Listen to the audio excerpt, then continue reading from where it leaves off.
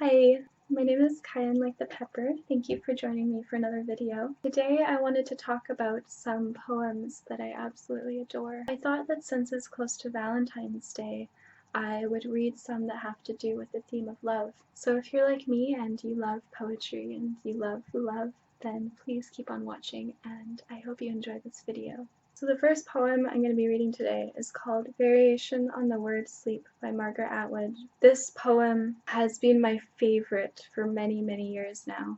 I remember I first came across it when I was 15 years old, and I had recently fallen in love for the first time. And yeah, I remember reading this poem and thinking, yes, this is what love feels like to me. This is how I conceptualize love. So I'll be speaking more about this poem later, but first I just wanted to read it, and hopefully you'll understand why it has such a special place in my heart. So this is Variation on the Word Sleep by Margaret Atwood. I would like to watch you sleeping, which may not happen. I would like to watch you sleeping. I would like to sleep with you, to enter your sleep as its smooth, dark wave slides over my head, and walk with you through that lucent, wavering forest of blue-green leaves, with its watery sun and 3 moons, towards the cave where you must descend, towards your worst fear. I would like to give you the silver branch, the small white flower, the one word that will protect you from the grief at the center of your dream, from the grief at the center. I would like to follow you up the long stairway again, and become the boat that would row you back carefully, a flame in 2 cupped hands, to where your body lies beside me, and you enter it as easily as breathing in. I would like to be the air that inhabits you for a moment only. I would like to be that unnoticed, and that necessary.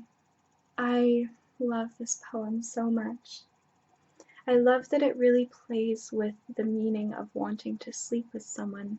She wants to enter their sleep with them and guide them through that wild dreamland and keep them safe and be such a necessary presence and yet such a quiet presence that that person never even knows that she's there. That really feels like love to me, that sense of wanting to help someone in ways that they may never know.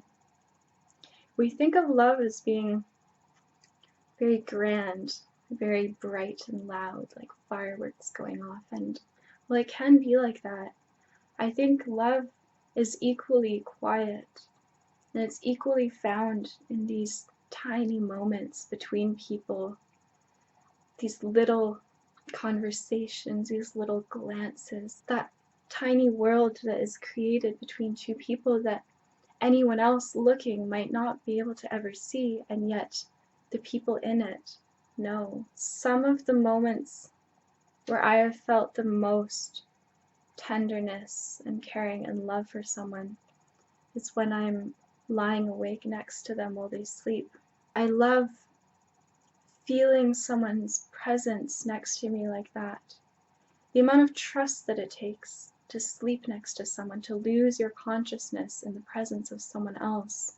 It's a very vulnerable act, and I've definitely had moments when I'm lying next to someone as they sleep, and I can feel that they're uneasy and restless. Perhaps they're having a nightmare. They can't get comfortable in sleep.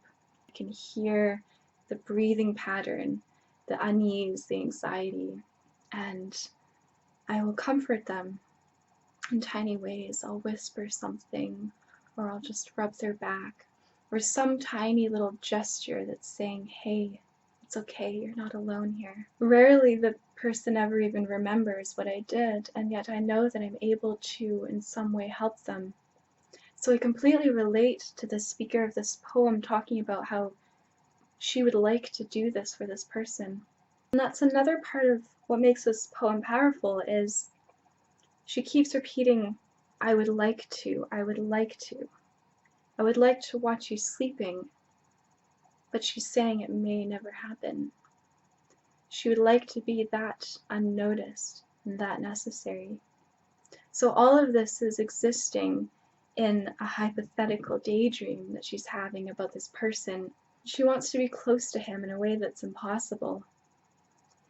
And that's what love feels like to me, is wanting to be so close to someone that the divide of where you end and they begin blurs.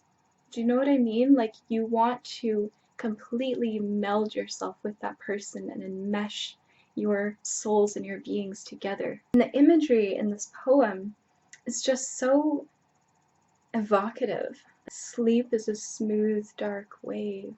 And then there's that line, lucent wavering forest of blue-green leaves with its watery sun and 3 moons.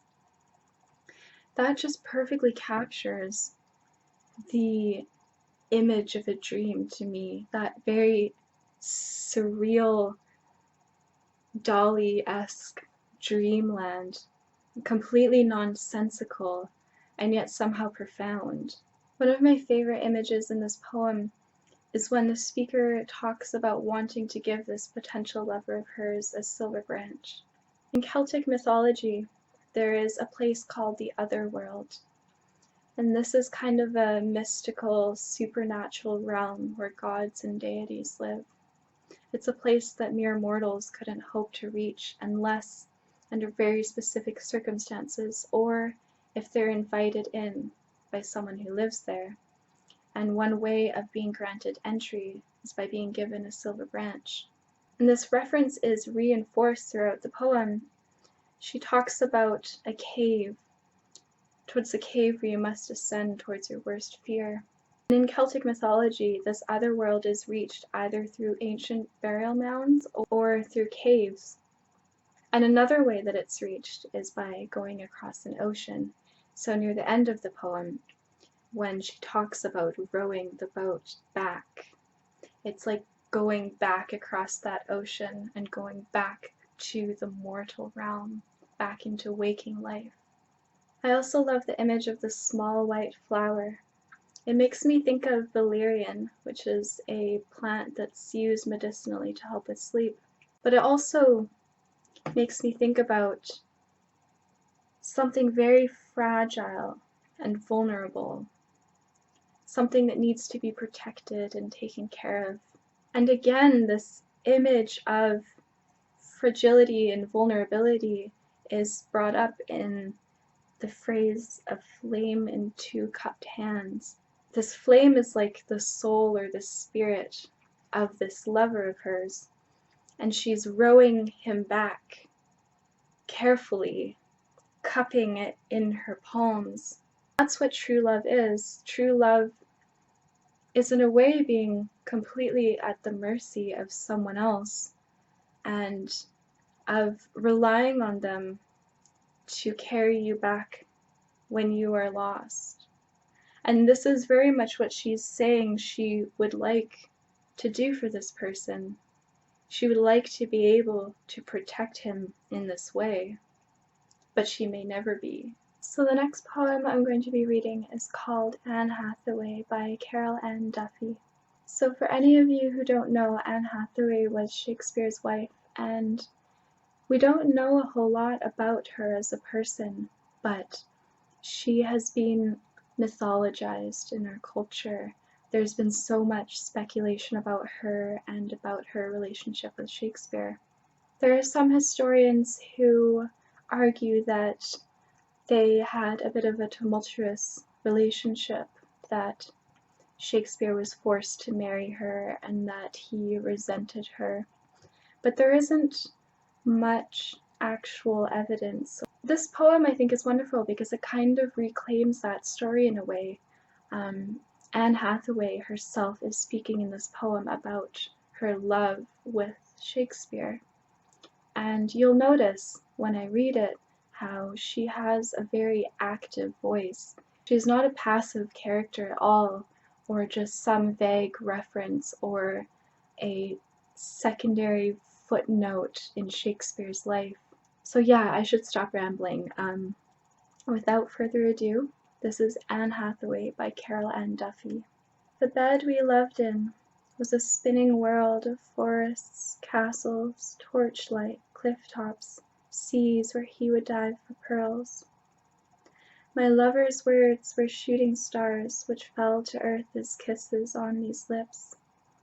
My body now a softer rhyme to his, now echo, assonance, his touch a verb dancing in the center of a noun.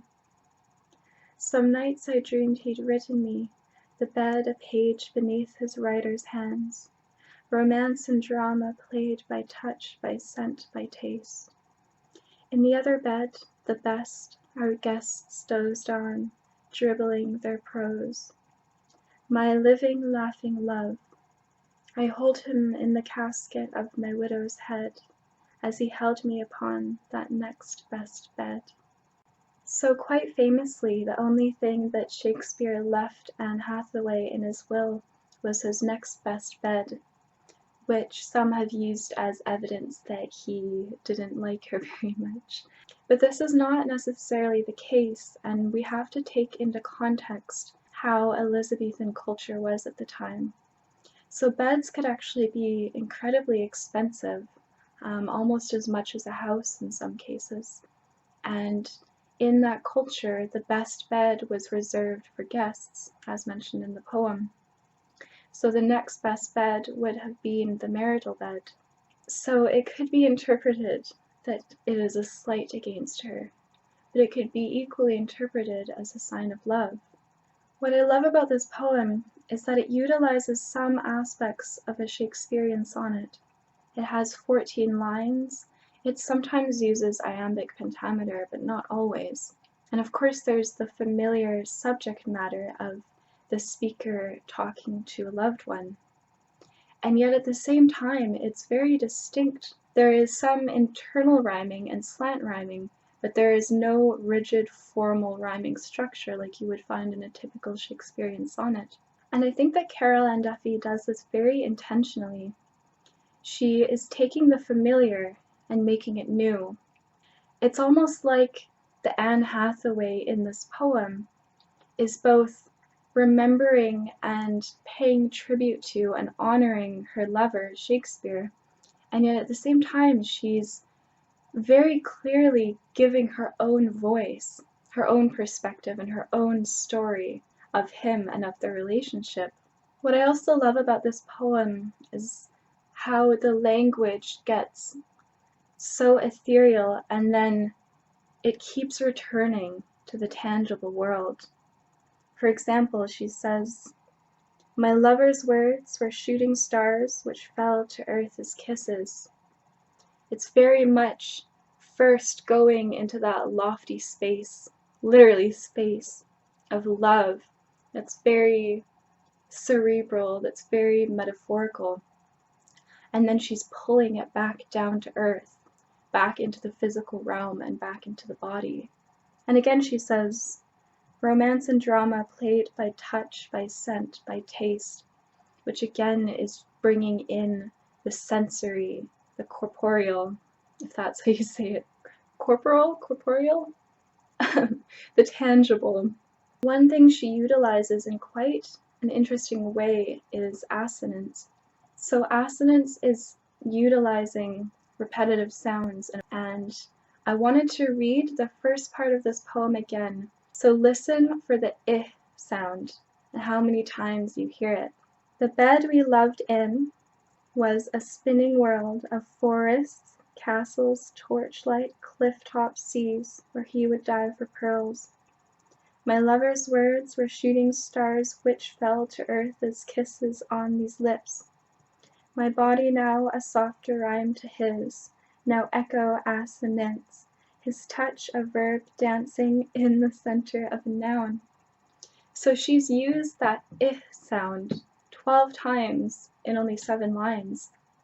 And yet, even though she explicitly says that she's using assonance, it doesn't feel too obvious or too on the nose. Carol Ann Duffy really gets away with using these language tools in ways that I think are not nearly as easy to pull off as some may think. And there's many other repeating sounds in this poem as well. There's worlds and pearls, words and earth, forests, torchlight, bed, best, guests. There's so many parts in this poem where she just uses a language to carry the reader along, and to me it almost feels like a lullaby. It's very soothing, and when you read it, you forget that what you're reading is a very intentionally crafted poem. It feels so effortless, and I think that's what makes this poem so effective, or what makes a lot of art effective, is that illusion of effortlessness. I think that's how you can tell when you've come across a true master of their craft, when they can make it look simple and easy when it's really not. And there's another line in here which I just absolutely love. She says, "My body now a softer rhyme to his." And this is further referencing how her use of rhyming, her soft rhymes, her slant rhymes, are very distinct from Shakespeare's very formal and rigid rhyming scheme. And also, in another sense, she's talking about how her body, her woman's body, is softer next to his, and yet they form kind of this yin-yang on the bed where they're meeting as equals. I love how Caroline Duffy can say so much in one phrase. I just absolutely love this poem. It feels like dessert. It feels like such a treat to read. To be honest, I only found Caroline Duffy a couple months ago, actually. I never knew about her before, and I have been devouring her poems ravenously. And they're all like this. They're all so evocative, and she has such mastery over language. It feels like a present, like a gift to me to be able to read it. The last poem that I wanted to read today is called How Could I Have Doubted by Leonard Cohen. Cohen has been an incredible artistic inspiration to me for many years now. I mean, I obviously knew about him my whole life with songs like Hallelujah, like how could you not? But when I really got into him was when I came across his book Beautiful Losers when I was about 14. To be honest, I never made it all the way through the book. It's kind of an unreadable mess, but it's the most beautiful unreadable mess I've ever come across. And the book just perfectly encapsulates this feeling of restless yearning and longing and trying to reach for someone who isn't there. In the book, the protagonist is madly in love with a woman who lived hundreds of years ago. And he's like this historian that's just obsessed with the story of this woman. And I think that sense of never being romantically satisfied is a very repeating theme throughout Leonard Cohen's life, and this poem is no different. It seems like Cohen is always longing for something that he doesn't have, not just romantically. It seems like he engages with the art that he engages with, his music and his writing and his poetry, as kind of an attempt to grasp something that he will never reach. He's trying to put words to something that he'll never be able to say. But yeah, anyway, this is How Could I Have Doubted by Leonard Cohen. I stopped looking for you. I stopped waiting for you. I stopped dying for you. And I started dying for myself. I aged rapidly. I became fat in the face and soft in the gut, and I forgot that I had ever loved you. I was old. I had no focus, no mission. I wandered around eating and buying bigger and bigger clothes, and I forgot why I hated every long moment that was mine to fill. Why did you come back to me tonight?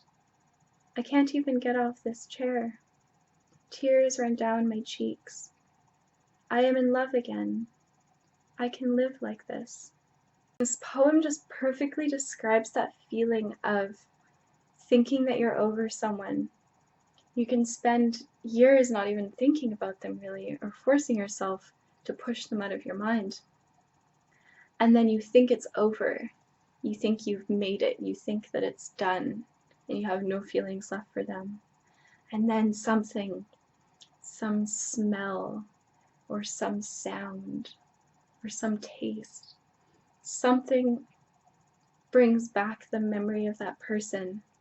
It's both painful and yet we kind of relish in that feeling, don't we? The last 2 lines he says, I am in love again. I can live like this. So even though he's wrapped up in this futile heartache, he's saying, I can live like this. He doesn't want to let it go. But even though I can empathize and relate with the feelings that the speaker of this poem talks about, at the same time it's very different for me, because I'm very young still, and I have the whole rest of my life that is unknown. There's so much possibility in those decades that I have left to live. But the speaker of this poem, which I'm assuming is Leonard himself, he's an old man now. He's rapidly aging, he's dying, he's sagging, he's getting fat, and he's very much reflecting and looking back at something that he lost. But because he's so old, he's at the end of his life, he doesn't have that opportunity or that possibility or that sense of the unknown, that things could still happen. Everything that could have happened already did. And this poem really captures that sense of insatiable hunger that I think really characterized Leonard Cohen's life. In the poem he says, I had no focus, no mission. I wandered around, eating and buying bigger and bigger clothes, and I forgot why I hated every long moment that was mine to fill. So he's speaking here about this endless need to consume more and more, and yet never feeling satiated, never feeling full, never feeling satisfied. I think this might be the curse of artists, is always reaching for something and never quite being able to find it. And maybe it's that searching and that hunger that produces such beautiful works of art, like the art that Cohen has made. This poem really takes the perspective of an old man who is confronting a lifetime of aimlessness and hopelessness and lack of direction. Perhaps he's speaking about someone that he loved, but perhaps he's also speaking about life itself, falling back in love with life in a time where it's too late. How strange is it that when we have lost or unrequited love, we would rather drown in the futility of it all than forget that person even for a moment. Or we try to forget them, and yet our brains will always bring them back up in times where we least expect it. Perhaps these poems that I chose to read to you say something about the way that I conceptualize love. You may have noticed that in all of them, the speakers of the poems are talking about a love they would like to have but don't have, or a love that they had once but lost. I think that when you are in the midst of love, it is a pure experiencing. You are just enjoying the moment with that person. It feels like this ethereal, timeless world just made for the two of you, and that nothing else is real or really exists, and you can be there forever. But love is never forever, is it? And I think that's why it's only in retrospect, it's only when you've lost love that you're really able to define it and put words to it. It seems that love and loss are both sides of a coin, that you have to have the loss or the absence of something in order to be able to really have it. I think that's what makes these poems so beautiful, is that reflection, that ruminating, that thinking and defining and mulling over and really working to put words to something, to capture the experience. Anyway, I should really stop rambling about poetry. I could go on and on for way too long. Um, I hope that you enjoyed those 3 poems that I talked about, and if you're interested in hearing more like this, I adore poetry. I have many other ones that I would love to read to you guys. So if you'd like to see that, please let me know. But yeah, thank you so much for watching, and I hope you all have a wonderful day. Bye!